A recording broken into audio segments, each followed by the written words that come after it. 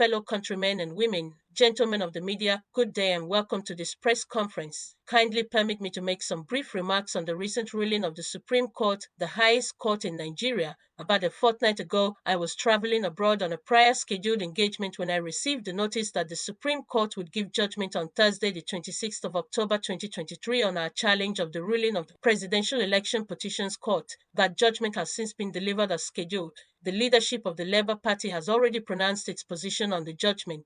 As someone who has previously benefited from the rulings of the Supreme Court on electoral matters, I have, after a period of deep and sober reflection, decided to personally and formally react to the recent judgment as most Nigerians have. Because we are confronted with very weighty issues of national interest, I will speak forthrightly. As students, young lads at CKC, Onitsha, we were taught values and admonished to always choose the harder right instead of the easier wrong. Setting legal issues aside, the Supreme Court exhibited a disturbing aversion to public opinion just as it abandoned its responsibility as a court of law and policy. It is, therefore, with great dismay that I observe that the court's decision contradicts the overwhelming evidence of election rigging, false claim of a technical glitch, substantial non-compliance with rules set by INEC itself, as well as matters of perjury, identity theft, and forgery that have been brought to light in the course of this election matter. These were hefty allegations that should not to be treated with levity. More appalling, the Supreme Court judgment willfully condoned breaches of the Constitution relative to established qualifications and parameters for candidates in presidential elections. With this counterintuitive judgment, the Supreme Court has transferred a heavy moral burden from the courtrooms to our national conscience. Our young democracy is ultimately the main victim and casualty of the courtroom drama. Without equivocation, this judgment amounts to a total breach of the confidence the Nigerian people have in our judiciary. To that extent, it is a show of unreasonable force against the very Nigerian people from whom the power of the Constitution derives. This Supreme Court ruling may represent the state of the law in 2023, but not the present demand for substantive justice. The judgment makes principles and precepts. Indeed, the rationale and premise of the Supreme Court judgment have become clearer in the light of the deep revealing and troubling valedictory remarks by Hon. Justice Mirza Datijo Mohammed on Friday, the 27th of October 2023, in disagreeing very strongly with the ruling of both the Presidential Petitions Court and the Supreme Court on the outcome of the 25th of February 2023 presidential election as declared by Independent National Electoral Commission. As Democrats who believe in the rule of law, we recognize that the Supreme Court is the end stage of the quest for legal closure to the matter. As a party and as candidates, Dati and I have now exhausted all legal and constitutional remedies available to us. However, this end is only another beginning in our quest for the vindication of the hope of the common man for a better country. After all, sovereignty belongs to the people. If only for historical purposes, it behooves us to place our disagreement with and deep reservations about this judgment on public record.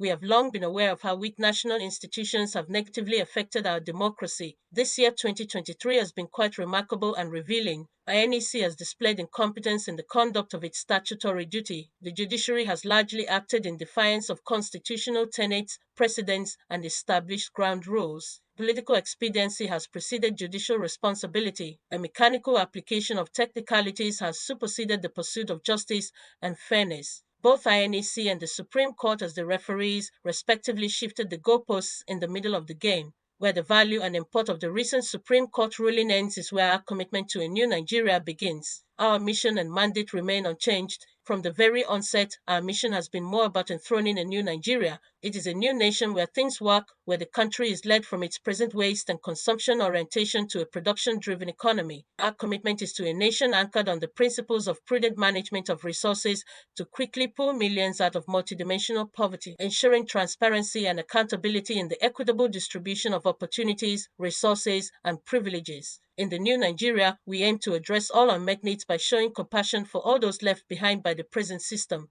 Going forward, we in the Labour Party and the Obedient Movement are now effectively in opposition. We are glad that the nation has heard us loud and clear. We shall now expand the confines of our message of hope to the rest of the country. We shall meet the people in the places where they feel pain and answer their needs for hope. At marketplaces, motor parks, town halls, boardrooms, and university and college campuses, we all carry and deliver the message of a new Nigeria. As stakeholders and elected Labour Party officials, we shall remain loyal to our manifesto. We will continue to canvass for good governance and focus on issues that promote national interest, unity, and cohesion. We will continue to give primacy to our Constitution, the rule of law, and the protection of ordered liberties. We will offer the checks and balances required in a functional democracy and vie robustly in forthcoming elections to elect those who share our vision of a new Nigeria. Given our present national circumstances, there is a compelling need for a strong political opposition. We shall, therefore, remain in opposition, especially because of the policies and the governance modalities that we in the Labour Party campaigned for, especially reducing the cost of governance, moving the nation from consumption to production, reducing inflation, ending insecurity, promoting the rule of law, guaranteeing the responsibility to protect, and stabilizing the Nigerian currency are clearly not the priorities of the present administration, nor is it interested in achieving sustainable development goals. If there is one thing that has immensely gladdened my heart in the course of the struggle of the past 18 months, it is the passionate desire of our people, especially our young people from across ethnic and religious divides, to construct a new and restructured Nigeria that will work for all Nigerians. That goal remains my guiding light and abiding inspiration. Finally, I thank all Nigerians who believed in what is now only a revolution postponed.